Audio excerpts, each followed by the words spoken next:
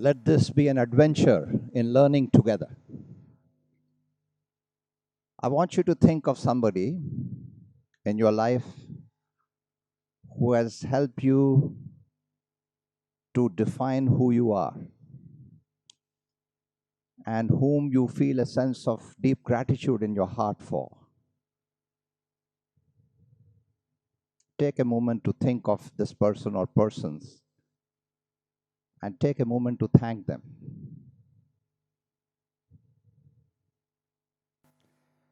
Today, I'm going to tell you that the most important part of all of learning is an answer to 3 questions.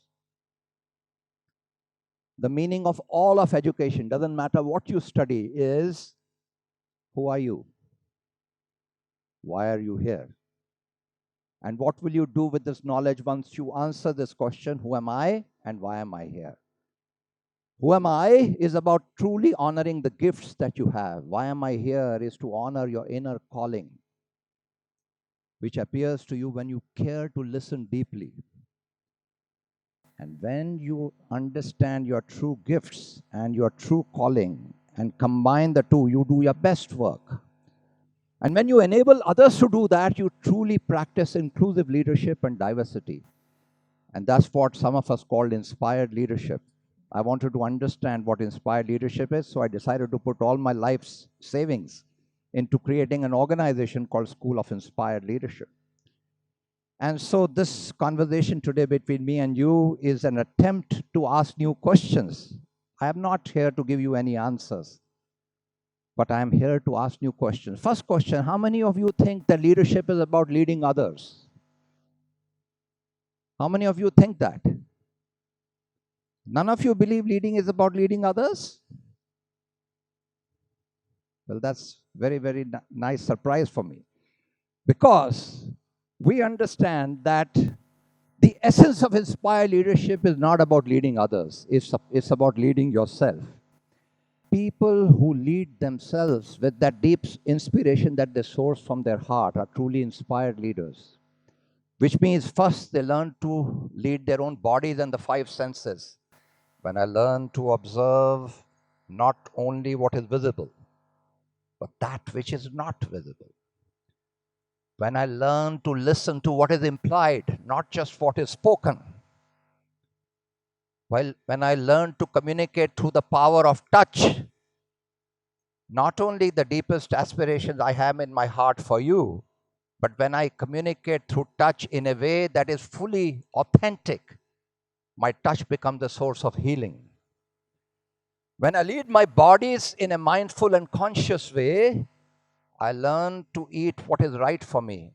I learn to exercise in the right way. I create physical well-being. When I learn to lead my own breath, I learn to pay attention to you. I learn to understand you the way you are, not the way I am. Most of us see the world the way we are, not the way the world is. When I learn to truly then understand by putting myself into your shoes, I respond based on who you are. And that is the whole aspect of the one which builds the capacity in me to create understanding for myself and others. When I learn to lead my emotions, my emotional mind, every day in the morning when I get up, what do you think is the most important question you ask yourself? When you get up in the morning, what's the most important question you ask every day? What do you think? Many of you would have some to-do lists. I have to do this, I have to do that, I have to do that. But the most valuable question is, how am I going to spend the day today? Irrespective of what the world is giving to me. The world may bring something of joy, it may bring a sorrow. My response to the world will determine my own emotional health. Every day when I choose to respond based on the fact that there is abundance in my heart, that even when I have the biggest challenge in life, I can make a difference. I can learn to heal myself every day. When I learn every day to reduce all the noise, a lot of noise in our country every day, right? For the last 24 hours, we are looking at what is politics in this country. We are all confused. We don't know what that is. And we are taking responsibility of electing the people who are confusing us, because after putting people into power, we lose our rights of citizenship. We don't take responsibility. So we keep feeling bothered. Politicians are like that, leaders are like that, but we don't take responsibility. And so the question is, how do I take responsibility for my own emotional health by doing something every day that will make me emotionally more balanced? How do I lead my intellectual self? By asking the right questions.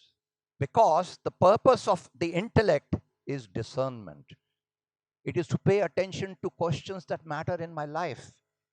It is to source creativity beyond all my fears, because 90% of us are very, very fearful, and we get fearful at a very young age. Let me ask you a question. They did research on creativity with age and correlation all over the world. They started with people above 80. How many of the people do you think were highly creative? 2%. Above 70? 2%. Above 60? 2%. Above 50? 2%. Above 40? 2%. 32%? 22%. There's no difference in creativity between a 20-year-old and an 80-year-old. You drop the age to 15, people are more creative. 10, lot more creative. At age 5, everybody is creative.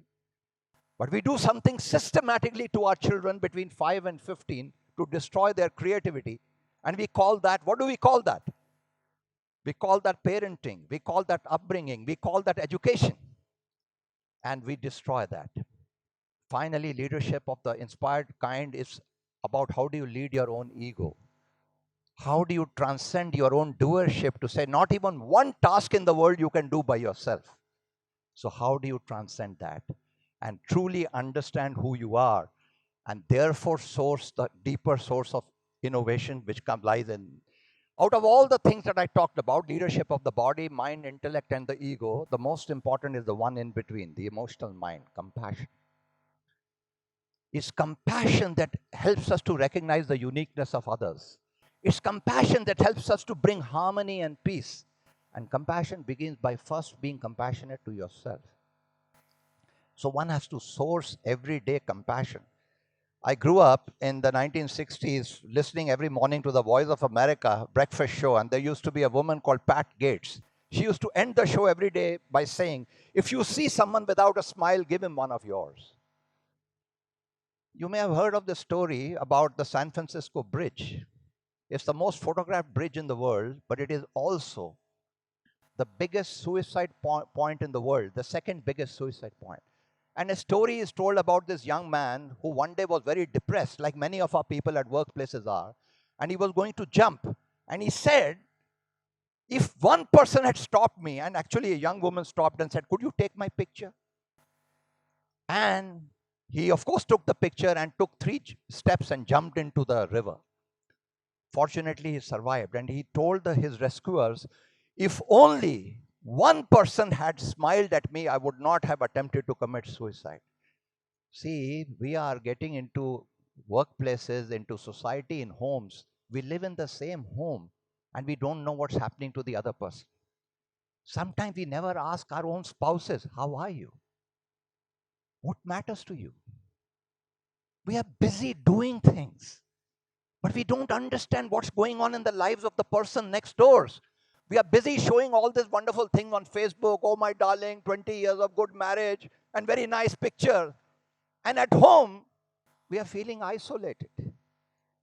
We are losing that connection. And research shows that this lack of connection at the workplace, which we are talking about disconnection, is costing $300 billion of healthcare costs every year. And how do we reconnect then in this workplace, in this home, in this society? Instead of just doing things and living this fake life of social media, how can we truly take responsibility of who we are? And my question is, and I have a dear friend called Nipun Mehta, and he is the founder of the world's largest volunteer organization called Service Space. 500,000 volunteers. And these people, when I was in a conversation with my friends, the question we asked is, what would Gandhi say? what would Mahatma Gandhi, this year we are celebrating such an important year of his life, what would he say? And I think this is about really saying, unlocking the power of love. If we truly care for each other, we will pay attention to every single person. We will not just live life in a self centered way. And therefore, I think we have to begin and invoke that love in our own hearts. When we create a sense of love in our own hearts, we begin to create a sense of community with others because we genuinely care. And when that happens, therefore, I have three questions to you. We are all the time trying to do more and know more. But we are human beings. We are not just human doings and human knowings. And human being will say we don't want to just manufacture new products and services, but it's like, how do we create a garden where people can truly discover that every person, Gandhi often told us, determine your policy by the way it would impact the weakest person in society. How do we do that? And how do we just turn the conversation of not consumption, but inspiration, which is lying deep inside us? And how do we therefore create designs that engage multiple forms of capital? Gandhiji often told us financial capital is not enough. Multiple forms of capital. So, what are the other forms of capital? I think right from capital in looking after Mother Earth. How many of you love your mother? How many of you love Mother India? How many of you love Mother Earth? And if we love Mother Earth, are we taking responsibility for nourishing her? You know, my wife speaks to all the plants we have, and wherever we go, we plant trees in the neighborhood. And in our new campus, the first thing we did was to get trees from all over to be planted there. Are we taking responsibility for nourishment? Are we creating a sense of circle?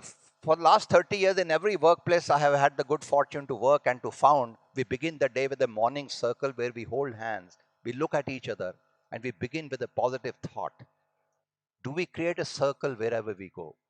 Are we truly giving attention to the other person? Even the 5 minutes I am with you, am I truly here? That's the gift of attention. Am I willing to share my knowledge freely? Because by sharing my knowledge, the knowledge grows. Am I willing to truly practice shared values and not just my values? Am I willing, even virtually, to create a sense of abundance and connection? Am I willing to really give my time to people who deserve it and people whom I don't notice, but I give my time because I know they need it? All these are important. You know, imagine, and this is Nipun Mehta's organization way of defining it. What if the new currency, the capital was time, currency was hour? You could create time banks. So at one age, I'm giving time. When I need it tomorrow, I can take from it. What if there was a whole concept of the community defining the currency as relationships, creating social networks and creating trust through that? How about the measure of attention being the currency of mindfulness so that we develop truly empathetic systems? You know, empathetic systems are one in which we not only learn to get out of our own shoes to step into somebody else's shoes, but we truly care. Carl Rogers used to say empathy is about stepping into others' shoes. And my spiritual teacher told us, you first have to learn to get out of your own shoes. The problem with us is that we don't build empathetic systems because we still have our own shoes on. And so that would create the whole thing about pro-social context. So therefore, from instead of leadership, we have to determine laddership. And I want to ask you three critical questions here. First of all, who are the people in your life who truly matter to you? For Gandhi, whole of India mattered. For Jesus Christ, the whole humanity mattered. Who are the people who matter to you? What are their needs you are inspired to serve? And how can you use your own talent to satisfy those needs? These three critical questions will make you a truly inspired leader, and I hope you will spend some quiet time with yourself in answering these questions. I want to end my talk by talking about inspiration. I began my career with Tata's. I had the good fortune of working with the leadership at Taj Hotels. You will remember what happened on 26/11. The cricket match had just got over, and the news came that the terrorists were in Mumbai.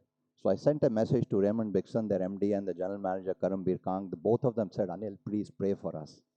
Then we came to know Unilever leadership team is there. We were working with them. So I sent a message to Nitin Paranspe, their chairman, and Leena Nair, their head of HR.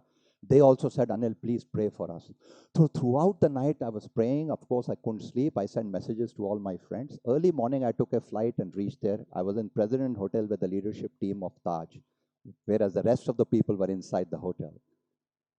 And then the news came that Karambir, the general manager's wife and children had died. And I was asked to convey that through my sister in Chandigarh to his parents. His father was a retired general. In any case, that evening, I met his parents. And when I entered the room, I gave Karambir a hug and sat down. What do you tell somebody who has just lost his wife and children? After some moments of silence, his mother spoke. She said, Anilji, may I share with you something? I said, sure, Mrs. Kang. She said, when the terrorists were there, my son called me and said, Ma, a part of me wants to run to the old wing because my children and my wife are in the other part of the hotel.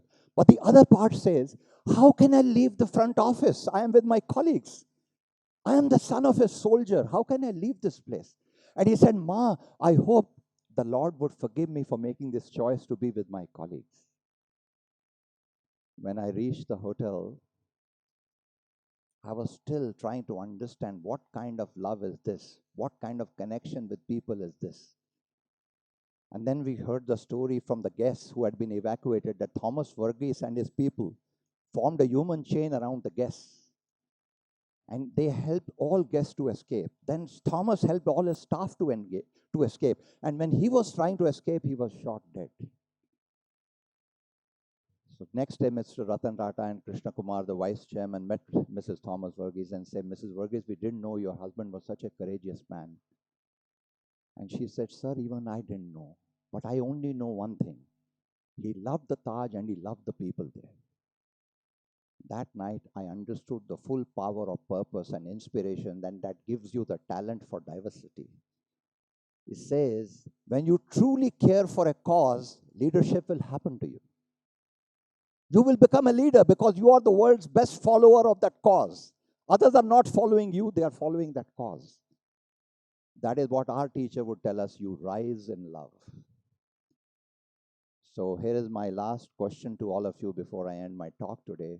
What is your purpose? What is that cause that deeply resonates in your heart, which will make you not just an inspired leader, which will make you a truly exceptional leader? Thank you very much for listening to me. Thank you.